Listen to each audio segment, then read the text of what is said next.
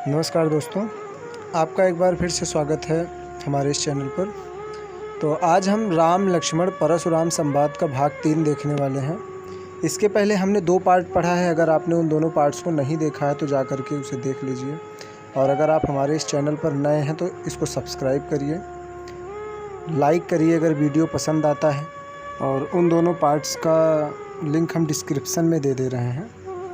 तो चलिए आगे देखते हैं कि तुम तो काल हाँक जन लावा, बार बार मुहि लाग बुलावा। कह रहे हैं कि मानो आप काल को हाँक लगा करके बार बार उसे मेरे लिए बुलाते हैं। आप तो मानो काल को हाँक लगाकर बार बार उसे मेरे लिए बुलाते हैं। फिर सुनत लखन के बचन कठोरा, परसु सुधार धरे कर घोरा। तो लक्ष्मण जी के इन कठोर वचनों को सुन करके परशुराम जी अपने फरसे को सुधार करके, अपने उस प्रभावी फरसे को, अपने उस घातक फरसे को सुधार करके अपने हाथों में ले लेते हैं। फिर क्या होता है कि अब जनी देई दोसु मोहि लोगु, कटुबादी बालक बध जोगु। यहाँ पर एकत्रित सभी लोग, अब मुझको तनिक भी दोष मत दीजिएगा, क्योंकि अब ये कटु बोलने वाला बालक, कटुबादी बालक बध जोगु, कटु बोलने वाला बालक अब बध करने के योग्य है। बाल बिलो की बहुत मैं बात, अब ये हुमार निहार भ साचा। बालक समझ करके, बच्चा समझ करके हमने इसे बहुत ही बचाया, बाचा यानी बचाया। तो बच्चा समझ करके, बालक समझ करके हमने इसे बहुत बचाया। अब ये हुमार निहार भ साचा, लेकिन अब ये वध के लिए तत्पर हो गया है। अब अपने ये मारे जाने के लिए तत्पर हो गया है। कौशिक कहा क्षमी अपराधु, बाल दोष गुण गनहि न साधु। विश्वामित्र जी ने कहा कि हे मुनि, क्षमा करिए, इनके अपराध को आप क्षमा करिए। बाल दोष गुण गनहि न साधु। साधुओं का धर्म है कि बाल दोष, बालकों के दोष को गिना नहीं करते। खर कुठार में अकरन कोही, आगे अपराधी गुरद्रोही। परशुराम जी बोले कि तीखी धार का कुठार, मैं दया रहित क्रोधी और यह गुरुद्रोही और अपराधी मेरे सामने उत्तर दे रहा है। तो उत्तर देत छोड़ो बिन मारे, केवल कौशिक सील तुम्हारे। उत्तर दे रहा है फिर भी हम इसे बिना मारे छोड़ रहे हैं, तो सिर्फ हे विश्वामित्र आपके संकोच से, आपके प्रेम की वजह से। केवल कौशिक सील तुम्हारे, नत यही काटी कुठार कठोरे, गुरह उरिन होते श्रम थोरे। नहीं तो हम इसे इस कठोर फरसे से काट देते। गुरह उरिन होते श्रम थोरे, और थोड़े से ही श्रम में यह गुरु के ऋण से उरिन हो जाता। गाधि सून कह हृदय हंसी, मुनि हरियरे सूझ। गाधि सून अर्थात विश्वामित्र जी। तो विश्वामित्र जी हृदय से हंसते हैं। और कह, गाधि सून कह, गाधि सून यानी विश्वामित्र जी हृदय से हंस करके कहते हैं कि मुनि हरियरे सूझ। हरियरे है सूझ माने हरियाली सूझना, एक मुहावरा है। हरियाली सूझना अर्थात हर जगह विजय ही विजय दिखना। तो हर जगह मुनि को अर्थात परशुराम जी को हरियाली ही हरियाली सूझ रही है। हर जगह विजय पाते पाते इनको हरियाली ही सूझ रही है।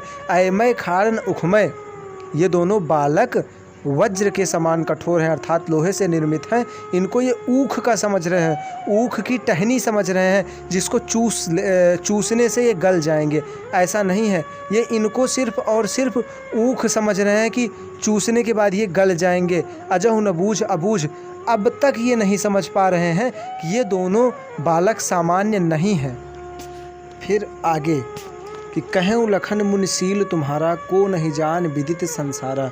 हे मुनि, आपके प्रेम को कौन नहीं जानता है? इस संसार में कौन नहीं जानता है आपके प्रेम को?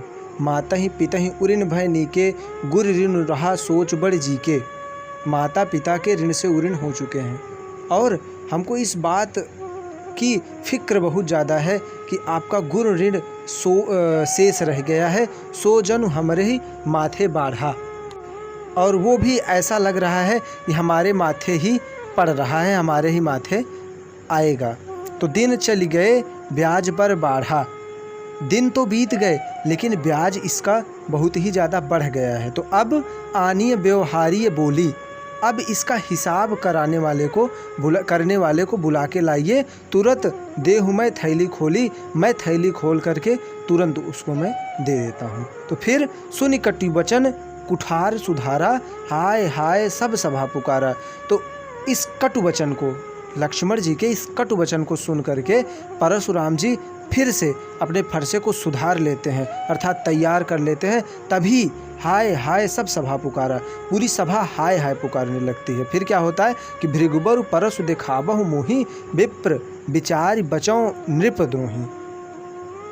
हे भृगुश्रेष्ठ, आप बार बार मुझे अपना फरसा दिखा रहे हैं। लक्ष्मण जी कहते हैं कि हे भृगुश्रेष्ठ, आप बार बार मुझे अपना फरसा दिखा रहे हैं। विप्र विचार, विप्र समझ करके, ब्राह्मण समझ करके आप बच रहे हैं।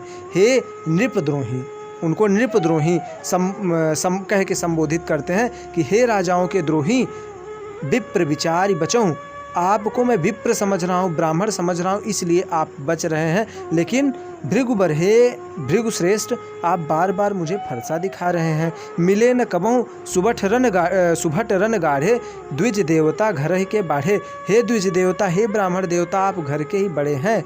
मिले न कबहु सुभट रन गाढ़े, आप कभी भी रण में किसी परम वीर का सामना आपका नहीं हुआ है, कभी किसी युद्ध में आपका किसी परम वीर से सामना नहीं हुआ है।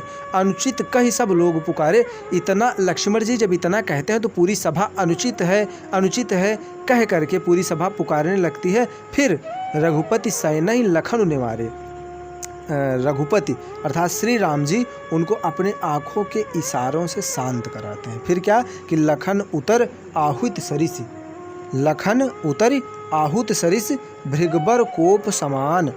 लखन का उत्तर जो था वो हवन में आहुति के समान था, अर्थात जो भृगुबर परशुराम जी थे, परशुराम जी के गुस्से रूपी हवन में लखन का उत्तर जो था वो एक आहुति के समान था। जैसे जैसे उनका जवाब बढ़ता जा रहा था, परशुराम जी का क्रोध वैसे वैसे बढ़ता जा रहा था। फिर क्या हुआ कि बढ़त देख, उनका क्रोध बढ़ते देख करके जल सम वचन बोले रघुकुल भानु, जल के समान शीतल वचन श्री राम जी बोलते हैं। और इस प्रकार से आपका ये राम लक्ष्मण परशुराम संवाद भी पूरा हुआ। तो अगर आपको ये हमारी व्याख्या पसंद आई हो तो हमारे चैनल को सब्सक्राइब जरूर करिएगा, लाइक करिएगा, ज़्यादा से ज़्यादा अपने दोस्तों के पास शेयर करिएगा।